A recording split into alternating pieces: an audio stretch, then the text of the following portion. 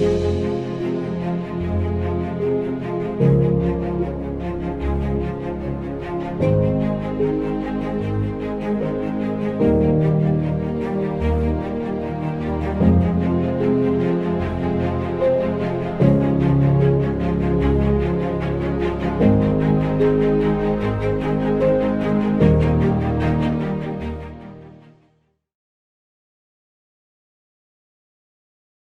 my pleasure to join you into these talks, and I think it has come at a very timely moment when literally our freedoms have been regimentally limited, courtesy of COVID-19. And this brings us to a moment of reflection, even as we get lockdowns wherever we are. And one of the major lessons for me in this, from the land rights point of view, is that people have been locked in spaces which they basically claim and lay a rightful claim to as their own spaces. We have seen a situation where when before all the movement, flights and other transport system were paralyzed, everyone was trying to reach home so that you don't find yourselves in the wrong spaces. And it is around this that we reflect on people who live in abundant space, which is almost 2/3 of the global space, communities that have been fighting very hard to have their spaces recognized, protected, and eventually registered. And the element of registration here is basically because the state has taken it to themselves to be the people who say who owns what property, where and how. So it is important at this moment to reflect on how communities whose land rights have never been registered, not simply because they have not been registered, but also because in many ways, the system of registration is so individualized, so privatized, that it doesn't go in tandem with the community land rights space. So communities continue using the space without much ado, but that space has been literally treated as a public interest space. It has been treated as a public good. And why is this space treated so? Much of the community land essentially is space that is used collectively. And this is a wider range of kind of collective spaces. Rangelands, in terms of rangelands that are used by pastoralists and wildlife in a sprawling territorial space. We have forests that occupy much of our space, if not logged to almost to nothing. We have swamps, riverines, which communities use and when need occurs. We have a lot of arid lands in many areas, which have been used in season on a need. You can even call them bushlands for that matter. And this lot of lands used by communities essentially also happen to be so much endowed with enough resources.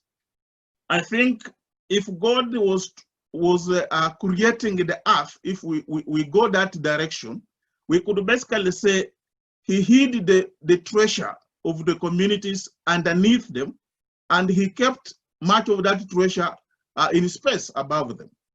In this space of communities, we have a lot of minerals. We have a lot of blue economy in riverine and oceans and lakes. In the space, we have the solar energy, we have wind energy, and all that you can get in space. So it is a space that is literally, in many ways, despite the fact that industrialization has taken place, it still remains very relevant to a number of people. And we are talking about space and people who use community land rights space, who are in billions. I think the last average estimates from Oxfam, GB, and other researchers give it between 2.5 billion to 3 billion people. And you can guess that number. Of course, that is conservatively the number from the rural community spaces. But you could also consider community spaces as those which are within the urban areas, the sprawling slums, where communities basically find their own livelihood on the fringes of the main development in the urban spaces.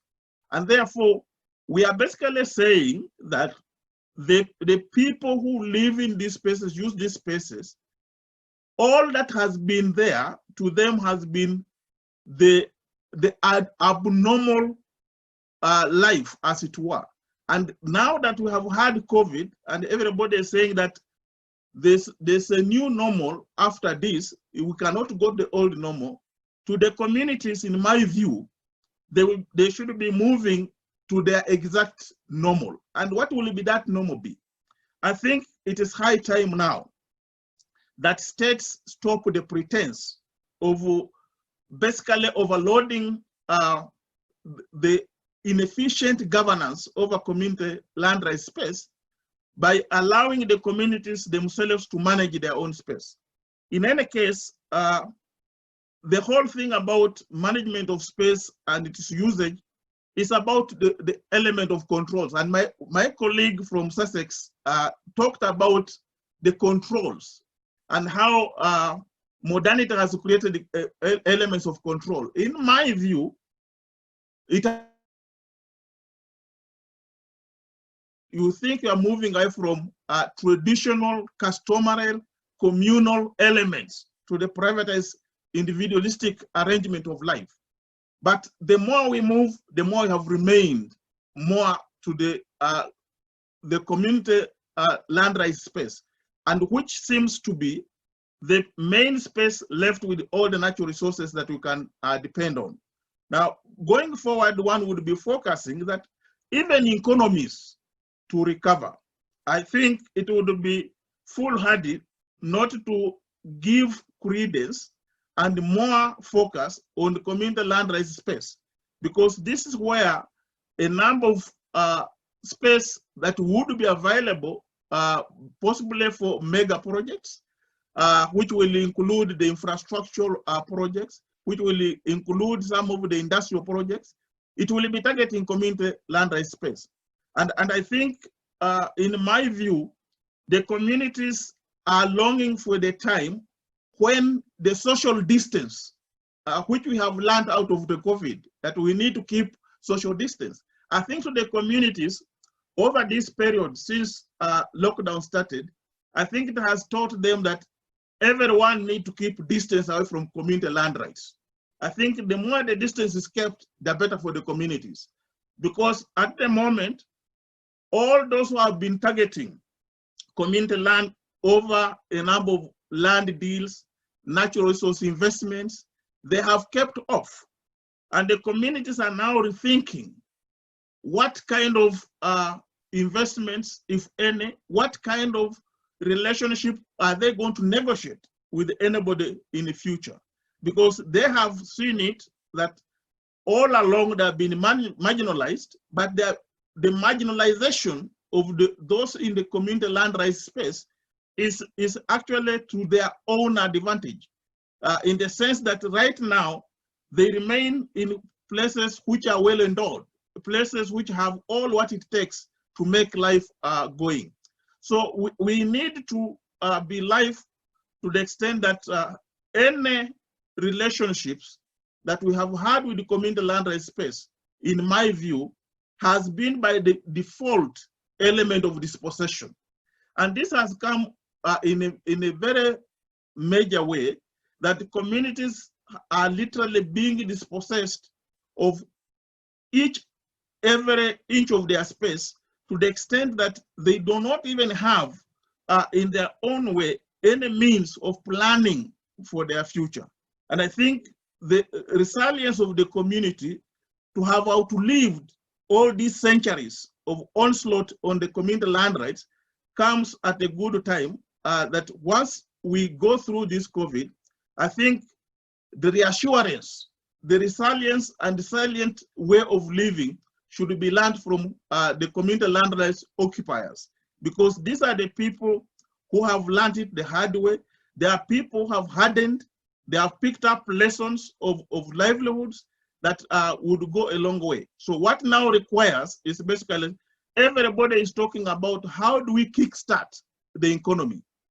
Everybody is talking about disruption of the economy. I think the kickstarting of the economy would much better work in the light of putting more resources to those in the community land rights space so that we turn it around.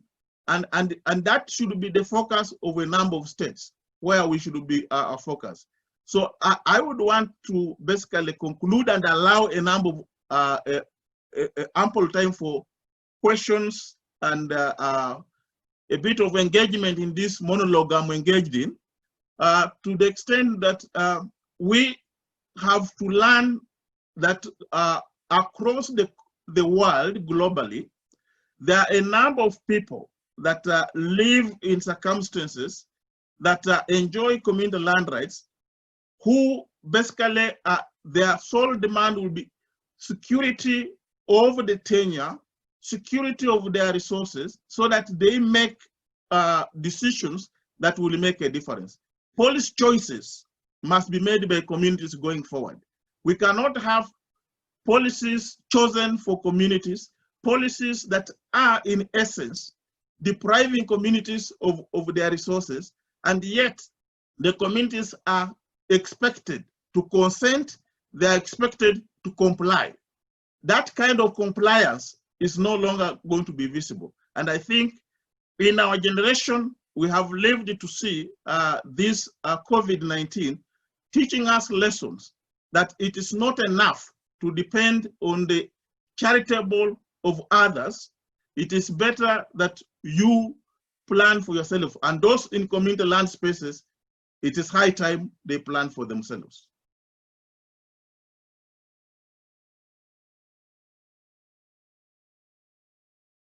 Back to you. Thank you. Yeah, thank you. That's, I think, a very crisp, submission of how you think land as a major resource that sustains lives and livelihoods of millions should be perceived. And I'm happy that you brought up the question of how control over land has intensified during COVID and what needs to be done as part of our own solidarity struggles across the world in freeing up such controls and returning the land back to the communities.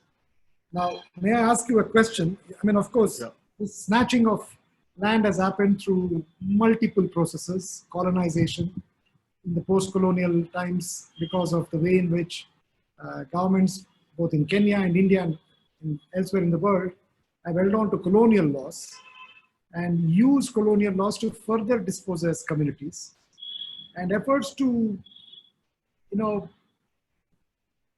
recover from that onslaught, if I may use that word, have been many. In India, we have the decades of struggles that took place against the Land Acquisition Act. We have also had decades of struggles to institute the Forest Rights Act, decades of struggles for land reforms, and this continues. But we are now at a time when neoliberal economics is swamping the world with a kind of thrust that everything is financialized. Everything is given a sort of a monetary value. And the natural relationships we have with this wonderful world is being turned into some sort of a market relationship. How do you see this coming from where you live? And you work with the Maasai community a lot, I understand. So what is their response to this type of phenomenon globally?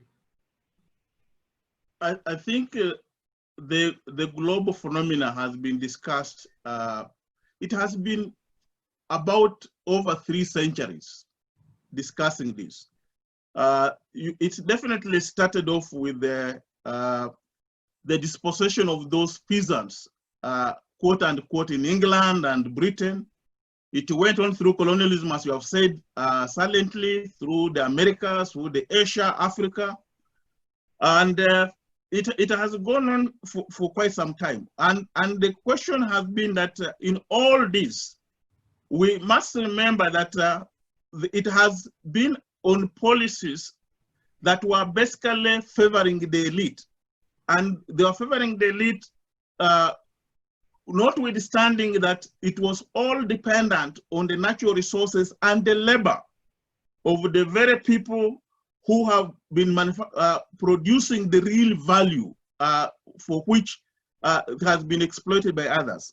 So I think it is always very crucial to think, when you think of speculative financialization of life, you can basically be asking yourself, what do you need finances for? And the finances would go into making basic needs of life, getting yourself all what you require. And those what you require, your needs in life, is essentially out of the natural setting or natural resources. And to the extent that people are deprived of the natural resources, you really upset their situation of life. And I think it was Poland who said commodification of land and labor was one of the worst things that ever happened. And it so happened that when that was being done, it was also commodification of money. But as you could tell for sure, none of these manufactured commodities under the industrial setup. So it doesn't matter how much we do the finalization of this process, we all do that going back to the natural resources.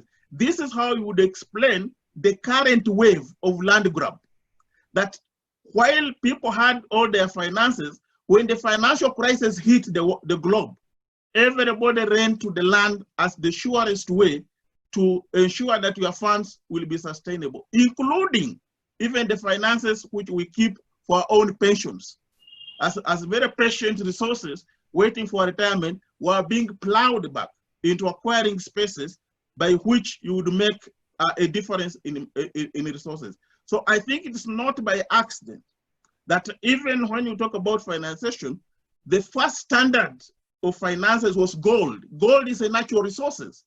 It is embedded in the community spaces. So it is not about financiation, it's not about the paper money that we are talking about. We are talking about tangible resources. At the moment, when you talk about agriculture, food security, you are talking about natural resources, and natural resources where water would be very much affordable. So I would basically say we have gone through similar historical events. You could not even imagine that for a long time, Kenya used the land acquisition law of India, the compulsory land acquisition law of India, which was being used all under the British colonies in East Africa. We have gone with that. That law has not changed much. Even when India itself in 2013 amended its law, still we can see accession of natural resources belonging to communities, to tribes who are basically ought to be secured in those spaces. Thank you. Thank you for getting into a conversational style. This is actually going to be more enriching than if you had just spoken to us. So now we can pick your brains. And I can already see that two people want to. I invite Vasavi. Would you like to ask the question directly, or should I read it out? You'll have to unmute.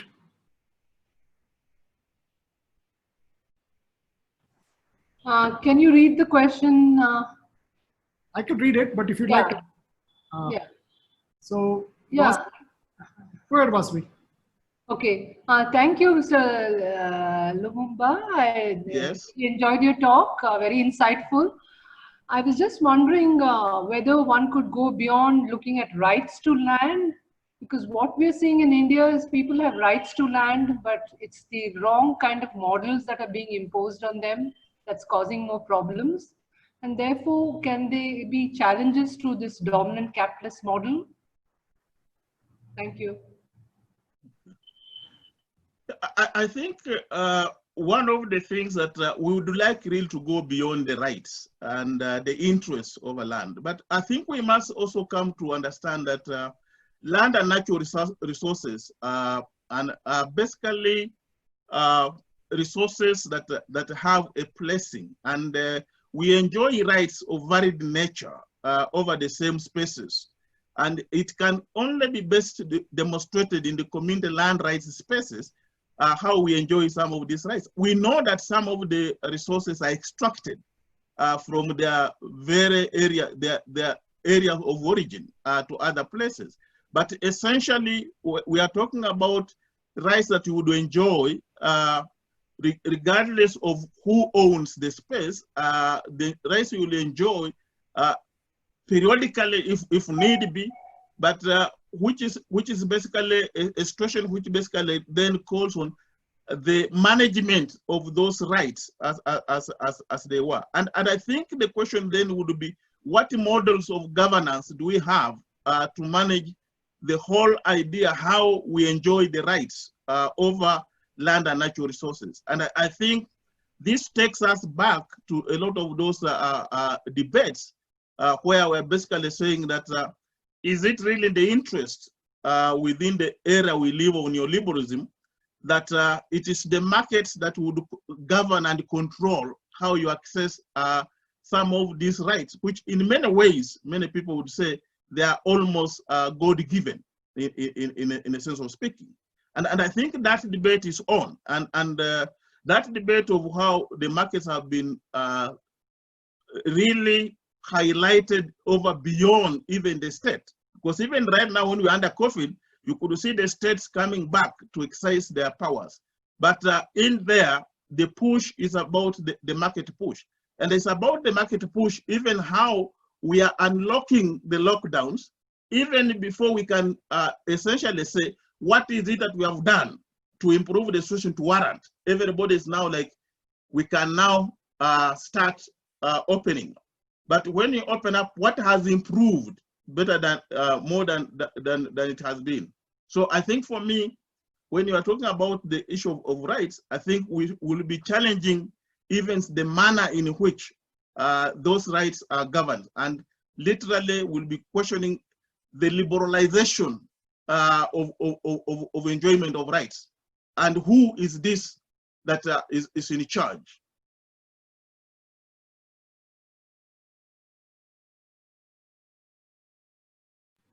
Vasvi, is that? Yeah, yes, that is very good. Yes, very good. Thank you so much. Okay. So we have a question now from Bhargavi. Bhargavi, go ahead.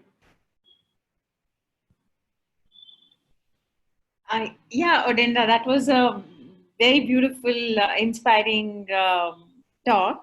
So I was just wondering what is happening in the context of diversion of agricultural land, because we know that renewable energy is picking up everywhere, and land is being diverted, and the governments are finding newer methods of diverting land, because we have seen here that the traditional way of notifying the land is causing a lot of problems. So they have found a way to kind of lease it out, and the lease terms are really not just and fair to the farmers. So I'm just curious about what kind of diversions are taking place in Kenya in the context of renewable energy wherever land is being diverted.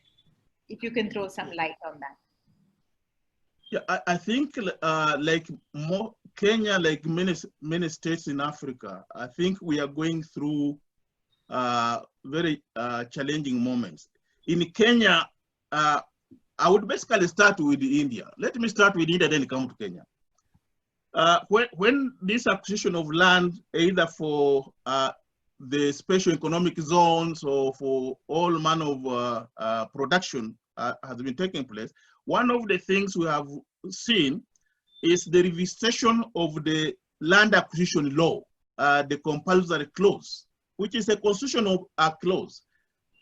Countries have gone around it. In Kenya, what they have done, they have gone back and not calling it an amendment of the compulsory acquisition, but they are calling it land value index law. Now, land value index law is basically a law which basically says that people occupying community land spaces have not added value to their space. And therefore, if the land is being acquired for mega projects, could be infrastructure, pipelines, electric cables, and IT cables, and all those kind of things, that the community should not imagine that the value of their land has accrued because of the new, the contingents of the new investment are close to them, which basically challenges the thinking in the state that you go to a community and you are basically acquiring their land to invest at a very mega project of billions of shillings or trillions of shillings, but you are saying the community land has no value change, even with that annexes to that investment, and that it would be acquired like what you could call terra nullius, territory which has territory has not been used. So a territory that is ownerless, more or less.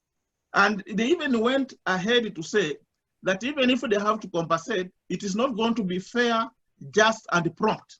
That it will be, they would be paid sequentially over a period of time, despite the fact that the land would have been taken and utilized.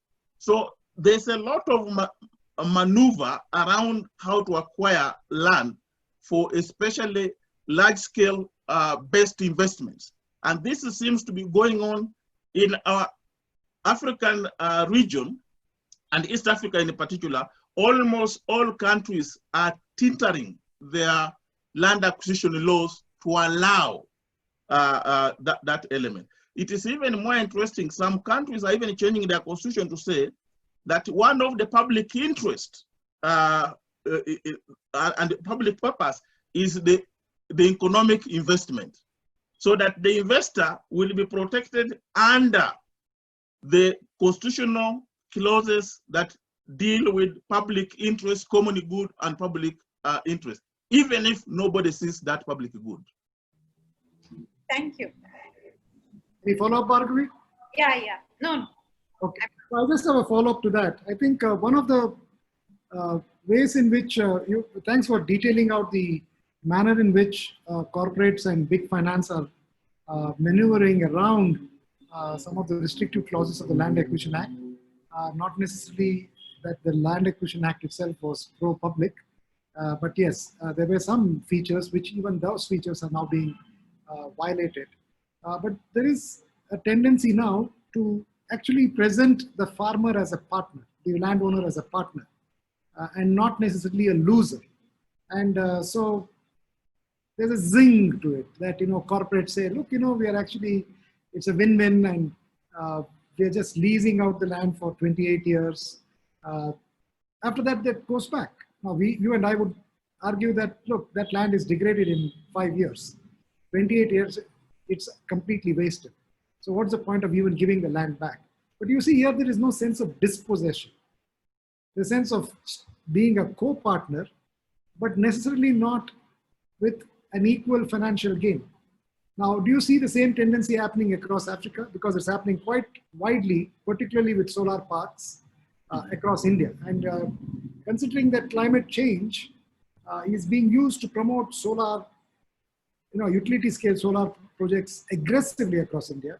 I don't know if you're aware, but Prime Minister Modi has set up the International Solar Alliance. I'm not sure if Kenya is a partner, but the idea is to at least make India generate a humongous amount of energy.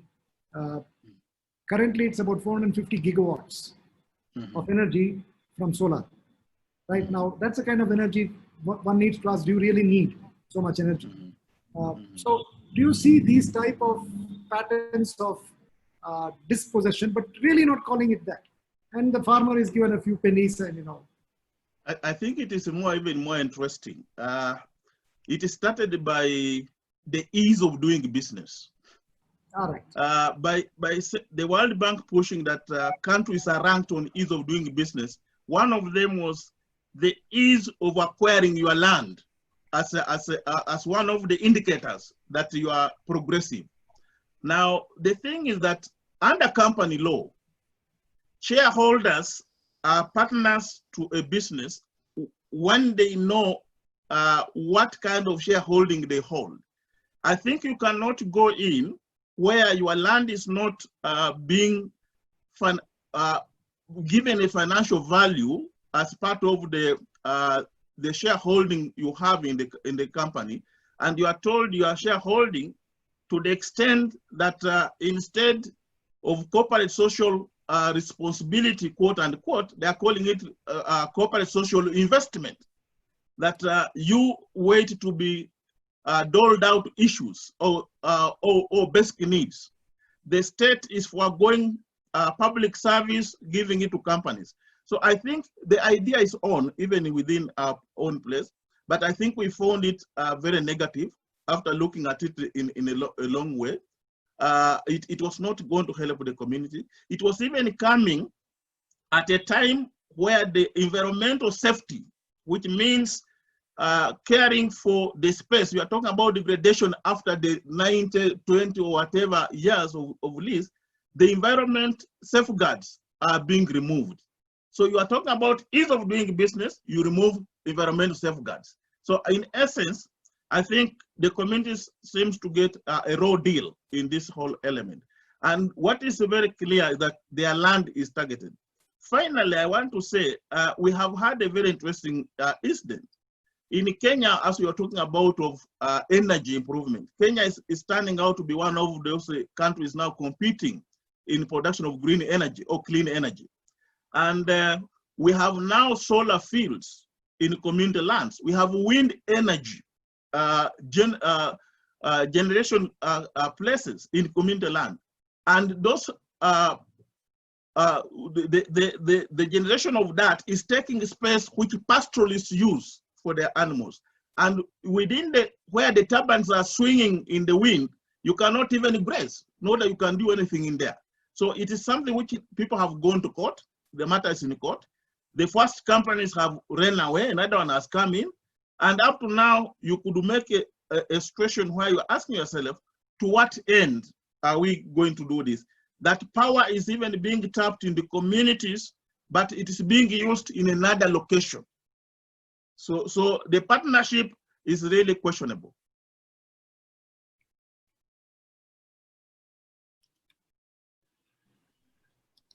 From a friend, Roy Laifumar, who is in Imphal in Manipur, northeast of India, bordering Burma.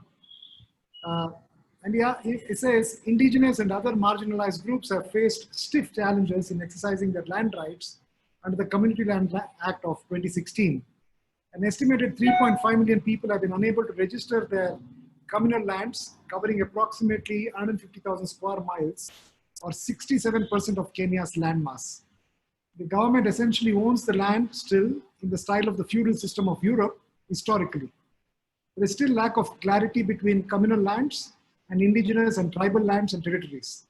Most of Africa had recently emerged from an European colonial past, but the successor governments have still behaved like colonial masters. Corporate and other vested interests, private entities, have taken advantage of this confusion in governance to alienate lands.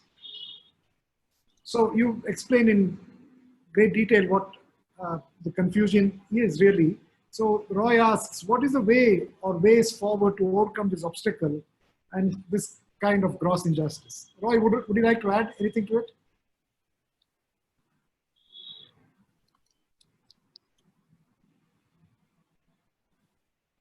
I guess you should just respond because we okay. I think if it's not adding, I think one of the things that has been very clear to all of us who work within the land sector, we have pushed it to constitutional levels where community land rights should be property rights of the communities.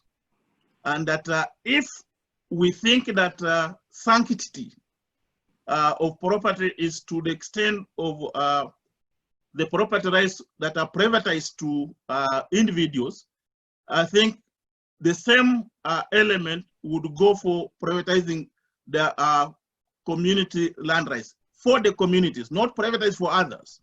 And I think the duty, and that's why we are talking about recognition, protection, and registration, the government need to register those bigger spaces you are talking about. They need to register them so that the communities would enjoy the same protection the individuals are enjoying. I think we live in a very stratified, classified, categorized society. And I think communities have no leisure of living on the basis that they can protect their own space as communities. I think we are at such a time that the duty bearer is the state, and the state must do that immediately. I think the states are basically pushbacking on that element, and I can see when in Kenya we adopted the Community Land Act with a view to register community lands, the first thing the government started was to come up with the land value index law, which basically was given more eminence and prominence because it was giving them a score on the ease of doing business, but the ease of doing business on community land, because there were a number of projects earmarked in extractive industry, in infrastructure over community lands. So I think the way to go about this is that we have to use the system which they have put in place, register community land for the communities. And it's not impossible to do that registration. We now can do it successfully with GPS and all those systems in place. It can no longer be an excuse. Thank you. There's a comment from Aruna Rodriguez. She lives in Central India. She says, it's a problem and it increasingly faces us in India as well. And basically she highlights how democratic institutions are collapsing and therefore weakening this relationship between community, resources and rights. Then there's a question by Joseph Brito. He says, we have a peculiar sort of situation where land and regulation rules vary from state to state, which is true for India at least. And I'm not sure about Kenya, but we have this Land Revenue Act, for instance, which is a colonial law, and it varies. Those in authority have no choice but to support capitalists who have 90% of money, and those who do not have nil rights and no money to back them. So it's a kind of a frozen situation. Do you agree with this analysis, and is it true for Kenya as well? I think in terms of interpreting what we see, we are all wearing lenses looking at the same situation. And I think the situation of community land rights worldwide, I think is the same. And I think it is high time that those who live in the space of community land rights need to stand out. If it is a question democratically by virtue of space, perhaps not numbers, they count. And I think we must have representative situation where they will represent themselves to make a point. So I agree with the observation, and I think our observations would depend on where you stand vis-a-vis community land rights in different spaces, contexts. But I think the similarity is the fact that those charged with governance are abusing community land rights. I think that's an interesting point, because what we see in India in the past 2 decades, especially after the liberalization of our economy, is that land became commercialized, commodified. And the kind of politics of India also changed, transformed quite a bit. Because if you go to the 70s, for instance, we still had politicians who would argue for land reforms and making sure the land returned to the tenant, and feudalism was attacked. And so aggregation of land with those with access to capital was taken away by the state through very strong intervention and distributed. Now we don't hear much of that. What we instead now have is a politics where there's a direct relationship between organizing people to part with the land. And the people, the politicians who in the past would struggle to organize communities to gain rights over land are now organizing communities to part with the land through lease agreements. Do you see this pattern elsewhere? I think your situation in India has been summed up very well by Michael Levin, who said clearly that the Indian state has become a land broker state. They are brokering land to private sector instead of doing national development, where they had started state-led development, where they were mobilizing land for projects that were of national nature, of people-oriented nature. The state of India has become a broker state for the interests of private sector, which are narrow, and I think, according to Michael Levin in his book, which is Dispossession Without Development, the neoliberal state of land grab in India, I think sums it up best for those who need to read for detail. Thanks for the suggestion. Yeah, this leads us to the next question. So Swami says, as long as we follow private ownership of land and other natural resources, how is it at all possible for community rights over the resources? We need to have community agriculture, fishing, etc. to share resources equitably. So, I mean, this speaks directly to the kind of culture and tradition across Africa, because the notion of private rights is very recent, and most of the Adivasi community doesn't even have land titles because they never related with land as property. So how do you see that? I think we see it, but I think we need to, I think it was written about by James Scott, Sing Like a State.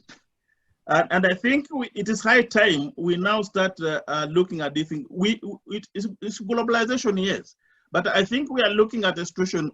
If we are in a system that is fairly unjust to us, and we are trying to make a difference, I think we are now at a position to say, if we mean well, we now challenge that if you can give title to other people, if you can register the other land rights and secure them, then you must secure community land rights. I think that can no longer be second guessed.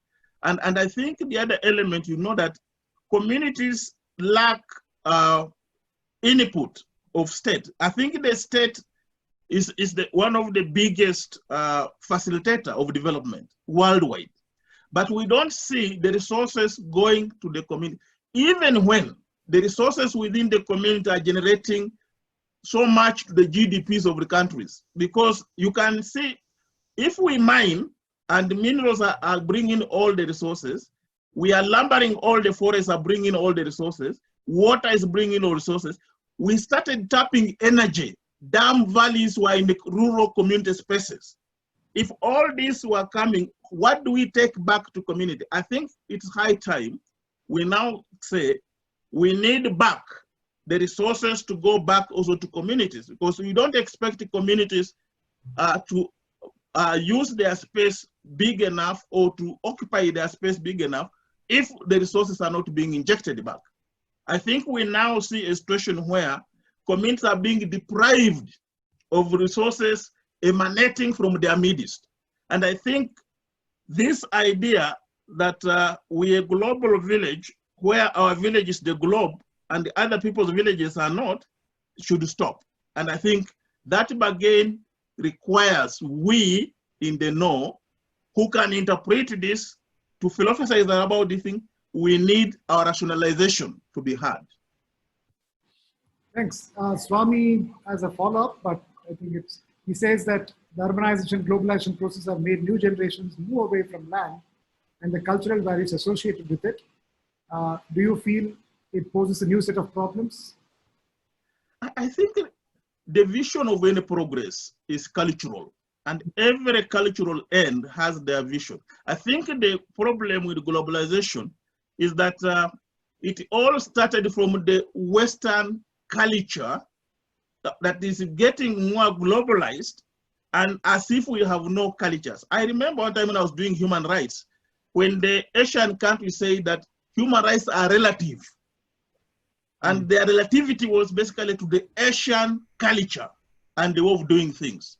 So I basically wish to point out that our visions of progress should emanate from our cultures and not from the cultures of those who oppress, those who do not see it to the good of all. I think cultures are varied and cultures are biased, and everyone has their own cultures. So my position would be that we can enjoy all that comes with science and technology. and that can emanate from every society and every community. So I wouldn't really wish to say that we have it loaded from one side. I will give you an example which is controversial right now. When we are talking about moving from 4G in terms of internet connectivity to 5G, it so happens that the Chinese have first hand on it, and the whole other group is quaking about it. What is it all that it cannot emanate from one end to the other end? Who says that it all must come from one area? So I think we are all different cultures. We are all capable of making a difference. So I will basically say, while we buy on what we can enjoy globally from other cultures, I think the vision of any progress should be culturally centered from every cultural being. Just to take that forward, do you see that around the world, people are now renegotiating with the state? So the state is harshly imposing restrictions on them. I'm sure in everyone's minds, there is this revolution that is taking place about why is this necessary? Why am I going through this suffering? Is this really in my individual and collective interest, and so on? Do you feel that this might add up in the coming months, years, to actually question the nature of relationship between the state and resources and people's lives and livelihoods that are tied with it? I think across Africa, say, for instance. I think I'm one person who have said that what we have as states in the global south are genetically engineered colonial states. The apparatus of those states are basically elements of colonial institutions, colonial thinking. And I think we need to engage into undoing or deconstruction of that. And I think, like any good engineer, this whole thing is social engineering, and I think the state has reached a point of being re-engineered. It cannot be business as usual. Bhargavi, you want to ask that question? I remember the seed laws would criminalize farmers who saved seeds and grew their own seeds. This was way back in 2014. I don't know if things have changed. And I had also learned that the Plant Variety Act makes use of the farmers' varieties of seeds, and they kind of privatize them, and the seed corporations were making a lot of profit out of it. And it kind of took away the freedom that farmers had to grow a variety of foods that they used to grow, like sweet potato, cassava, and many other things, yams and other things, which also added to the nutritional basket. But now with that right of growing what they want being taken away from them, do you think being pushed to a state where the nutrition at the household level has gone down, food security is not there, that is also kind of making way for farmers to part with their land easily, which is, helping this transition into the big projects? I think you have a point. I think this has been the social movements globally have been pushing for food sovereignty. Food sovereignty had elements to do with what is it nutritionally we are eating, what is it that is being manipulated in this whole thing. I think the whole idea that communities have their indigenous knowledge, which goes into nurturing what they eat and how they skewer that, I think is a very relevant subject. I think the fight has not gone away. While many other people promote food security, the social movements are pushing for food sovereignty. And I know that that struggle is still going on. I think it was very vehement in Latin America, Asia, a bit of Africa, and I think we are still holding on it. I think it cannot go without saying that the solution lies on the fact that we require to have a change in the world food systems. I think a situation where now our food security is being judged by the biodiversity on the supermarket shelves is idiotic, it's not sustainable, and the lockdown has shown very clearly that depending on, in Kenya, for example, on the rice from Pakistan or from wherever, cannot sustain Kenyans when we can grow our own rice paddies in Kenya. Depending on Brazilian sugar in this kind of situation is very stupid, it's unacceptable when we can grow our own sugar. And I think we can exchange and cross-fertilize, enjoy some of these others from other species, but being brought to a level where we are being talked about food security, when it is all manipulation. Today in Kenya, we run after indigenous chicken because all the GMO chickens that grow in 42 days, they are not only not nutritious, but they are also impactively contributing to the cancerous situation. Worse enough, we even don't know whether they contribute on COVID-19.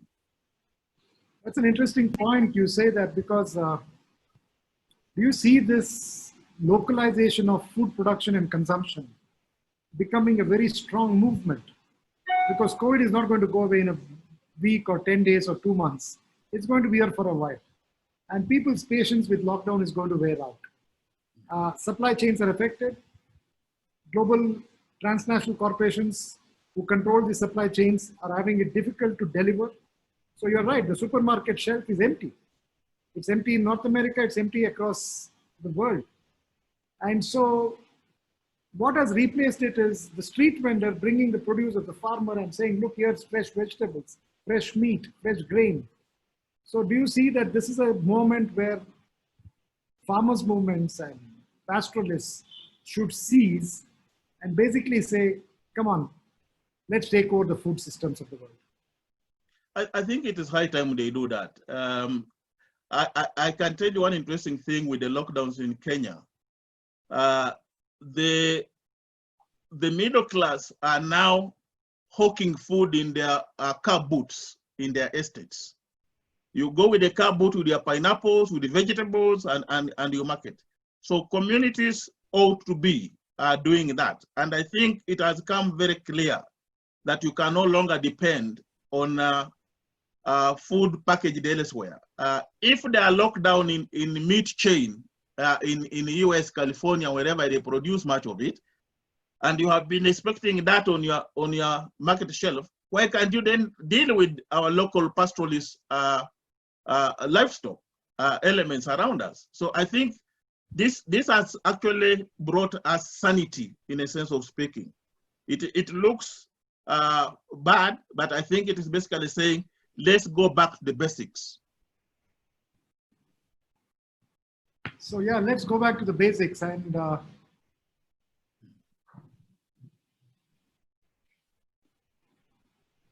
Shukmar says that, do you see here any disposition of communities from their lands during COVID days?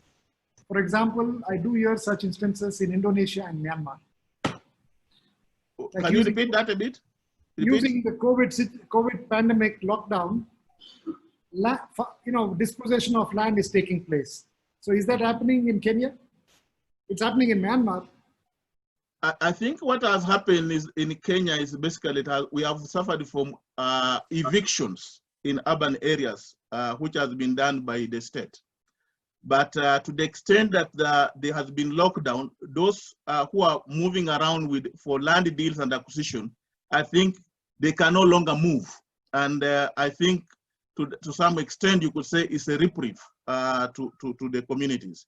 But definitely we have suffered from land evictions in urban areas where the state is basically using the limited movement of people, the curfew, to evict the people deep in the night, even when we have the curfew, which we find inhuman, unacceptable, and against even the rules of COVID-19. On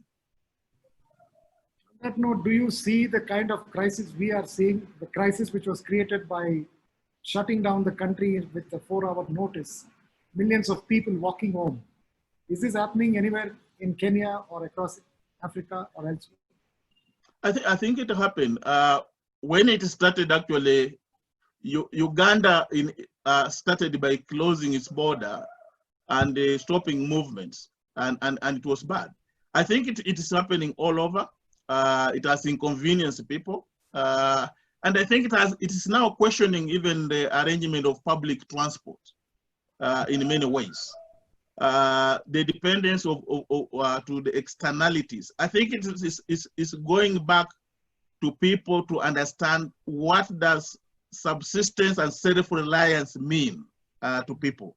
And I think those debates are coming back to life. The element of devolution, devolve systems, subsidiarity of mandates and how you govern yourself, I think is coming very live. Because if you depended, for example, even just for the medical situation to medication to other places, like we depend on India for cancer treatment. We cannot travel to India, for instance. So what happens to Kenyans, where we have always believed that India has been the cheapest medical referral for the whole of Africa? We can no longer go to India. What happens to our people? So I think this is a reality check in many ways. And in the same way, it basically brings us to say, if you are producing what you produce in your community space, why can't you produce what you eat and what is eaten by your neighbors as you move on to others? And I think it will also question the WTO regulations in a number of these things. We produce what we don't eat and we eat what we don't produce. Where does that take us? That's a very, very powerful way of putting how the world is operating today. And that seems like a statement of atrocious dysfunctionality. Yeah. And we seem to think that's the normal.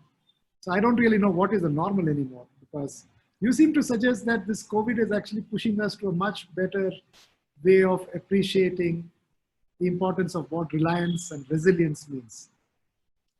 I think it does. You know, in many ways, it takes a major shock therapy for people to think outside the box. And I think we no longer want even any box closer. I think COVID has drawn a line, and it's very clear, whether in the sand, above our heights, the line is very clear that if we have to advance, I think we need to look at the endogenous situation before we look at the exogenous situation. The internal mechanisms is what will make a difference as we sojourn to look at the external. I think we have played too much to external at the disadvantage of our internal well-being. Would you throw some light on the African Union's land policy statement, which was made in November 2019? How it helps this type of, does it really help? Apparently there's some good text in it. Does it help build people's movements, people's resilience, community resilience? I think it, dependence on globalized supply chains. I think it has a lot. I think now what we can learn from it is basically that it is now 10 years since it was adopted by the head of states in State Libya in 2009, July. And I could basically say that it has lacked implementation. The head of state supported it, but they were not very cagey on implementing it. Even the offshoot national land policies that came out of that process in many African countries have not been implemented. And I think it's now high time that we go to these policies, dust them, and implement them. We can no longer afford to be making good policies and we leave them to shelves to gather dust. Yeah, that's a kind of awakening that we seem to have in India as well, because in 2006 we had the Forest Rights Act, which was to give community rights for forest land, which had been denied to millions and millions of people, especially forest dwelling communities and Adivasis, as we call them, indigenous peoples. And so now there is a very, very strong move to say, if we don't secure it now, we'll never do that. So that energy is building up, and that's a very positive thing, because you're right. A big shock has come our way as well. And it seems to have helped us to build better solidarities. So yeah, and it's positive to hear that a statement made in Libya 10 years ago is valid even now, and perhaps more valid now. Yeah. We have many more questions, so I'm just filtering through them and trying to see how we can. Raghunathan has a question, and he'd like to get your views on the Indian green industrialists who are heavily invested in greenhouses in Kenya, who grow tulips and roses for export to Europe. China is also a major contributor. There are land grabbers and have displaced millions of IDP in Kenya, in my own eyes, across Nairobi, Masai, etc. So as an activist, researcher, and scholar, how do you see these IDP camps across Kenya? I think they are not a good thing to see. What I could basically say that with COVID, one of the industries which has been hit is that the flower industry, in which they have invested, the horticulture industry, because they can no longer take the, they are all externally oriented. They are all going external. Actually, the Indian grabbers in Kenya had moved even now to Ethiopia, because Ethiopia was offering even better terms to grab, and it was causing a lot of problem in Oroma territory, in the Oroma territory, where they are taking on Omo River, where they are taking a lot of farms.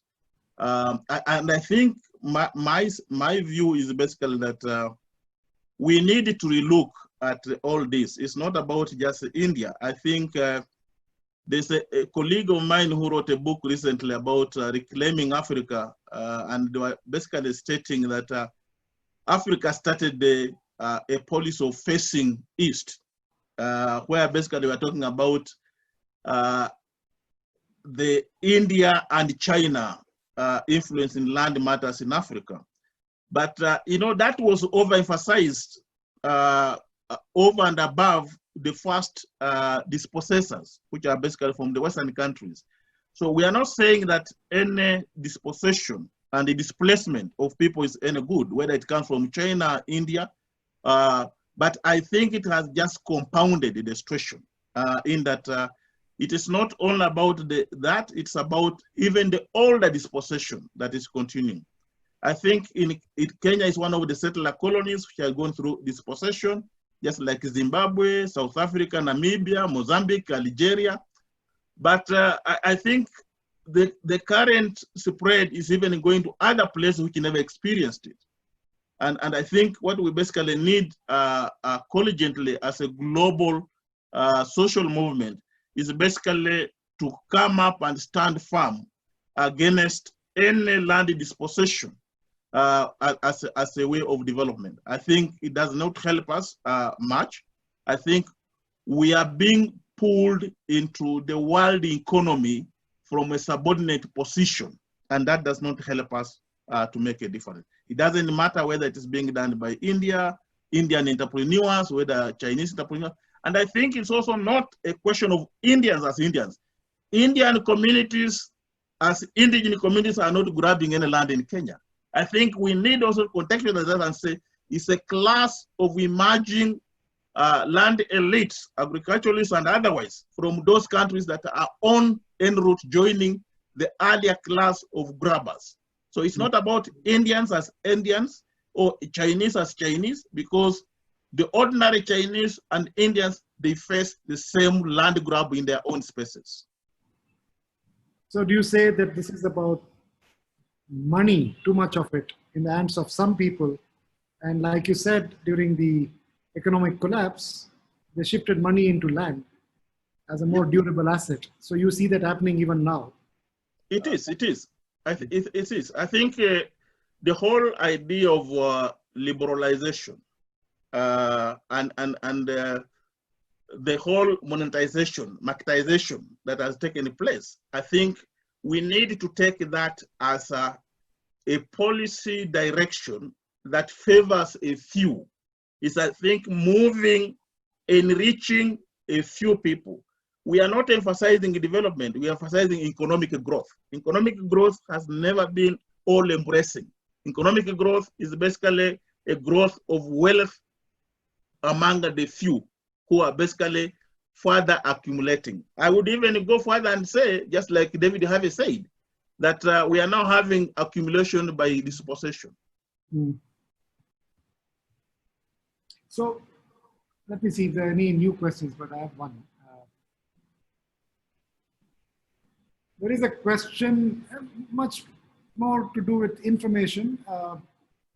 We had about 800,000 applications were anticipated during 15-16 relating to land claims in Kenya. How has it worked? Because we have millions of claims which are not settled, despite the Forest Rights Act and many other such laws. So you have the same experience, or is it different? I think we have experience which should be learned by all indigenous and tribal communities. Two landmark cases by indigenous communities, one in Royce, a decision made in the Gambia by the African Commission in 2010, has never been implemented. We have had the one by Ogiek community, which is a forest dwelling in the Mau Forest in Kenya. It was made in May 26, 2017. To date, 3 years down the line, no implementation has taken place. I think we have the law and the constitutional provision about historical land claims, but it hasn't moved us very far. Not that we give up, but I think we need to strategize and say, even where regional mechanisms are giving verdict, executing that is a problem. So in my view, the social movements should now turn their focus on implementation. It's not enough to have a policy, it's not enough to have a law, it's not enough to have a constitution, it's not enough to have an executive order or a judicial order for that matter, because there are even supreme orders in India which have not been implemented to date. So I think the question then is, how do we cause implementation to happen? I think we need concerted, supportive pressure to ensure that what is good is translated in reality. I think that's an important point, because we are also building intricate networks to connect multiple points of success, small maybe in local areas and regions, success in terms of law and policy, but not really realized in fact. So it adds up. And could that be a method of actually contesting a state which is getting stronger, or probably getting more colonized by the corporate sector? The state is getting more colonized. So is this the way forward for us in India, in Kenya, and across the world, where we create this build the strength of these intricate networks, and then have solidarity alliances across the world? I think we need to build that solidarity, but I think we also need to be very careful about the state. I think the state in itself can be captured. And I can say that the state worldwide is captured by quote unquote the ruling elite, or the what would you call those who have amassed over and above.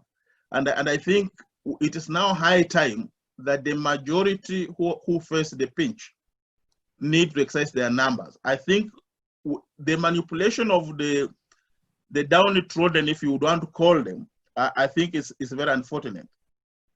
We do not seem to exercise our mandate even democratically as expected. And I think for those who are still interested and have energy in social movement, I think we need to change tact. Mm-hmm. Yeah, that's a good point. Just checking to see any more questions have come, or if I missed out anything. Okay, so we don't have any new questions, but would anyone like to ask a question directly to Odenda?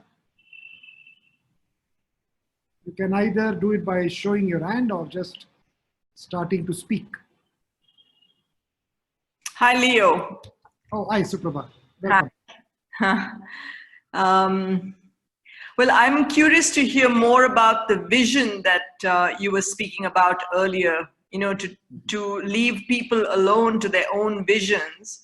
And I was wondering if you could expand on that, on what is the vision for a group of peoples that you have been associated with, a community? Yeah, I think immediately at our own independences, independence from colonialism, there were even efforts across the continents. Bandung in Indonesia, I think that's where Bandung in Indonesia, where the heads of state congregated thinking of a vision which was to be anti-imperialism. I know there's been effort within the African continent, people thinking of Pan-Africanism as a way to fight back some of these oppressive mechanisms. I think the whole idea where I was talking about people having their own visions is that the vision of progress we seem to embrace is external to us. It has been brought to us. And we seem to be looking externally to see the light in the tunnel. And I think that for me, given this period of COVID, I've been wondering if I'm closed up in my Kenyan space, why should I be looking for vision externally when I cannot even reach it? And when it's all foggy, I cannot see through it. So I think the ideal situation of saying people should have visions within their cultural setting, because visions, however thought through, they must come from the situation that people live with. I think even from the very initial, some of the visions people have been following, it took the thinkers of those particular situations to think within that parameters. I think it's not just as easy said and done, but I think it goes a long way to say that people can share visions, but people need to start visioning within their spaces. I think the whole idea of context-specific visioning comes very important because otherwise we'll be waiting for the new launches, like we keep on waiting for when Apple will launch the new iPhone, when Samsung will launch a new iPhone.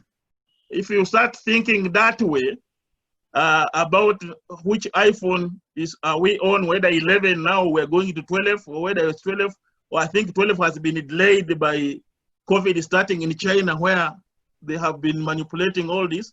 I think the whole thing is that we need visioning from every angle. And I think using even the same example of the IT and how the mobile phone groups have been working, I have seen a competition between Samsung, Southern Korean based, and Apple based in US.